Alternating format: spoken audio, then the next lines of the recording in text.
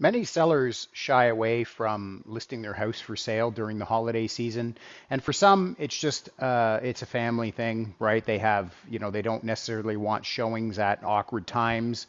They're having family in from out of town, and they don't want to have to worry about, keeping the house clean or tidy. But for those that do list their house during the holidays and need to sell, I mean, there's obviously the component of showing schedule, right? That can be tailored. But that aside, a lot of people fight with how to actually properly set up and stage your home for the holiday season. And for me, I personally love touring houses with Christmas decorations. I think they look great. I mean, I am one of those guys. I don't necessarily drive around in the neighborhoods and look at houses, but I like going downtown to the Eaton Center. I like driving downtown Yonge Street, and I like looking at the decorations, in the windows, and even in Stouffville, where I live, in town, just looking at the decorations. I always like that seasonal change. I always like that, that extra effort that people go into that time of year.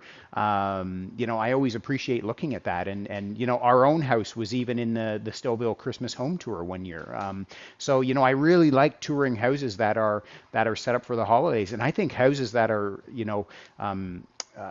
decorated for Christmas show really, really, really well. But again, that aside, if it's not the right time because you got family coming in from out of town or out of the country, or it's just, whatever, you got a busy schedule, that's a whole other thing. But, in terms of, how should you prep your home for the holidays? Prep your home for the holidays, and if you're going to get it for sale, prep it for the holidays and show it, because houses at the holidays do show really well. And just another stat, we know that most homes, we always see that December is a bit of a short month, right? So after about the 15th, we see a lot of houses come off the market.